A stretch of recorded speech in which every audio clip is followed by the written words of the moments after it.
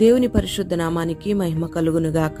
అనుదిన దైవ కృపా కార్యక్రమం ద్వారా ఈ దినం దేవుని మాటలు వింటున్న దేవుని బిడ్డలైన మీ అందరికీ ప్రత్యేకమైన శుభాలు తెలియపరుస్తూ ఉన్నాం. ఈ దినం ఈ మాటలు వింటున్న మీకు ఆయన ఉన్నతమైన కృప తోడయుండునుగాక.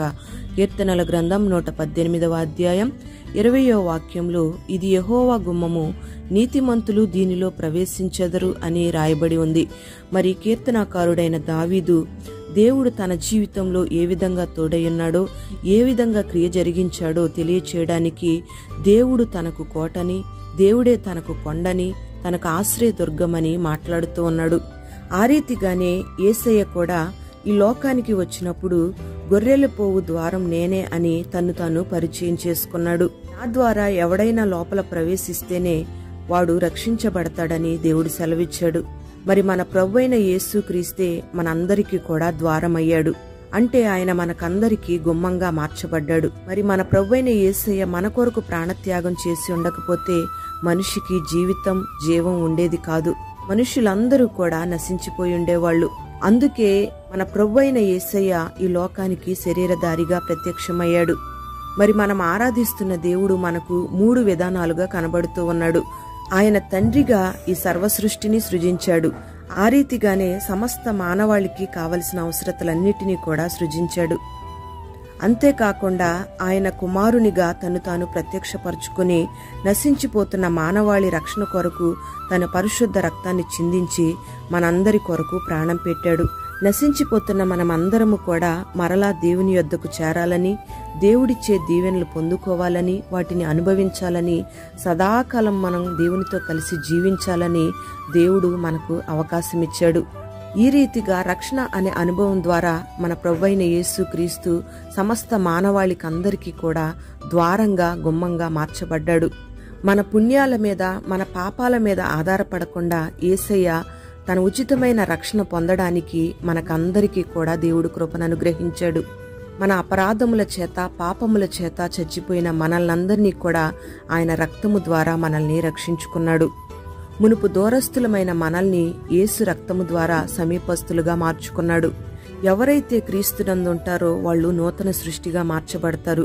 వారి జీవితంలో పాతవి గతించిపోతాయి, క్రొత్తవి నూతనంగా మార్చబడతాయి. మరి ఎవరైతే యేసయ్యను విశ్వసిస్తారో, విశ్వసించిన ఒక కారణాన్ని బట్టి నిత్య జీవాన్ని స్వతంత్రించుకోవడానికి వాళ్ళందరూ కూడా యోగ్యతను పొందుకుంటూ ఉన్నారు. సమస్త మానవాళి కూడా నాశన కోపంలోంచి తప్పించబడి దేవుని యొక్క ఆశీర్వాదాలు పొందుకోవాలని దేవుడు ప్రతి ఒక్కరికి ద్వారంగా మార్చబడ్డాడు. ఆ తండ్రి అయిన దేవుడే మన కొరకు కుమారునిగా ప్రత్యక్షమయ్యాడు. సమీపింపరాని తేజస్సులో నివసించే అమరత్వం కలిగిన ఆయన పాపభూయిష్టమైన ఈ లోకంలో అడుగుపెట్టాడు.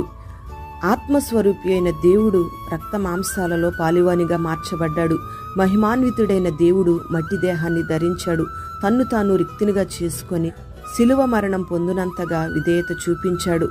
మరి నక్కలకు బొరియలు, ఆకాశ పక్షులకు గూళ్లు ఉన్న మనుష్య కుమారుడు తలవాల్చుకోవడానికి స్థలం కూడా లేకుండా పోయింది.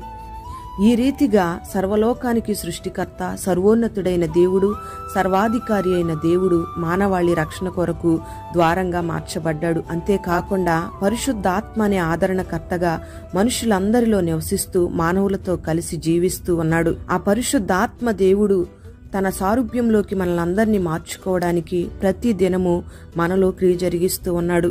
ప్రియ దేవుని బిడ్డ, ఈ మాటలు వింటున్న నీవు ఏ ద్వారం దగ్గర నిలబడి ఉన్నావు?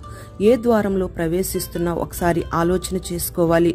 నీ జీవితంలో కలుగుతున్న శ్రమలు కొట్టివేయబడాలంటే, నీకున్న భారం తొలగిపోవాలంటే, నీ మనసులో ఉన్న బాధ, వేదన తొలగిపోవాలంటే, నీకున్న భయం, కలవరం కొట్టివేయబడాలంటే, నీకు ఒక మంచి జీవితం కలగాలంటే అది నువ్వు యేసయ్య ద్వారా మాత్రమే పొందగలుగుతావు.